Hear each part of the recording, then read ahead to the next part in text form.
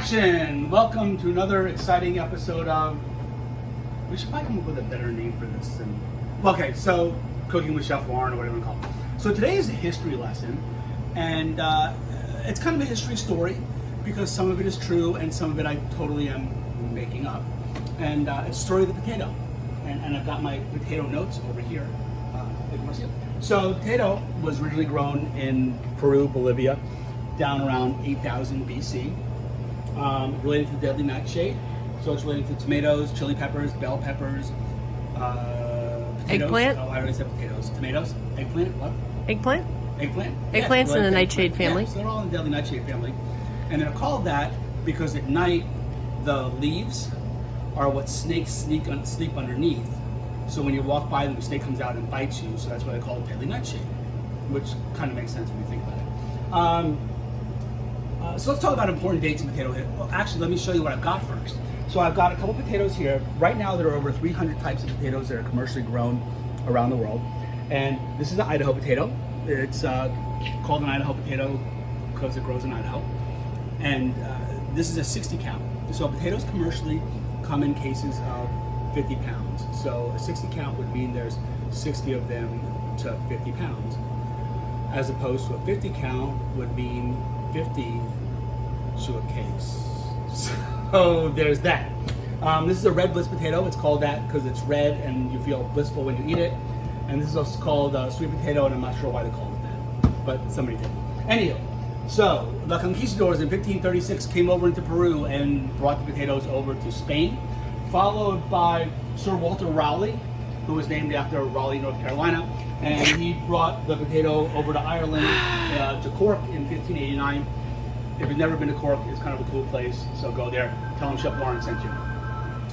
Potatoes were illegal in France from 1748 to 1772 because they thought that's what caused leprosy. Okay, we saw also the film Papillon, right? Because that was a really good movie. However, How is that related?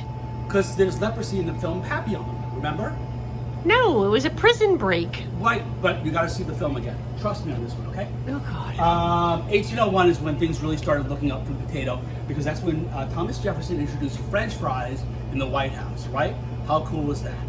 Probably one of the high points of American history.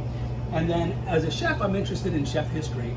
And in 1856, Chef Crumb, who was the chef for Cornelius Vanderbilt, invented the potato chip, right? Because Vanderbilt didn't like the potatoes that Chef Crumb had sent out and said, I want something different.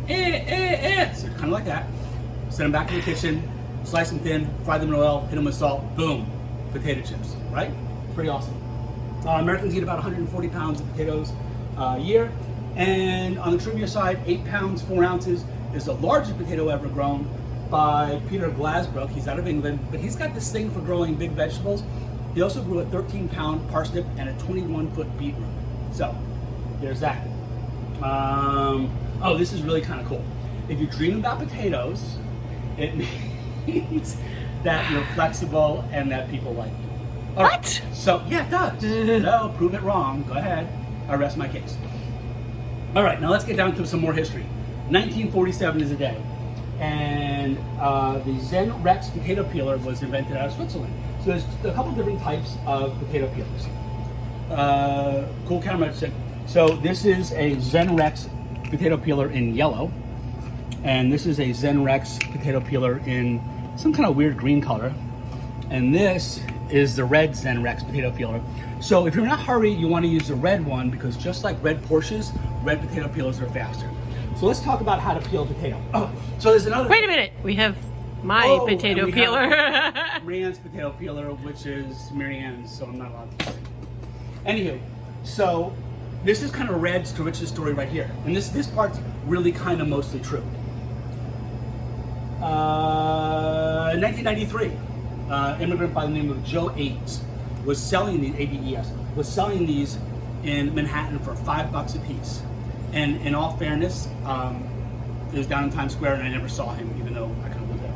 And he sold so many of them that he ended up living in a Park Avenue apartment, a 3-bedroom apartment with his 4th wife. So Where'd the other 3 wives live? I don't know. They're buried someplace, I guess. Anywho, so let's talk about potato peeling. So we'll use the red one because it's faster. I guess we're running out of time. Come on in quickly. So this is actually for gouging out the eyes on the potato, but I like to put my finger on there for better leverage. So you grasp the potato firmly in your left hand if you're right-handed. If you're left-handed, just do it in a mirror. And then whoosh, one foul swoop, there's your potato skin. And you want to keep peeling down until you get no eyes on it. Do you know why the potato eyes are called potato eyes? No, honey. Why are the potato eyes called potato I eyes? don't know. I thought maybe you knew. Anywho, so we'll peel it all down. And, you know, potatoes are really, especially the Idahos, are picked once or twice a year, and they store them. You don't want to use them when they just come out. They've got to sort of sit a little bit for the starches and sugars to do their starch and sugar thing. So you want to just carve off any of the brown spots that you come up to it. And let's say you've got an eye on your potato.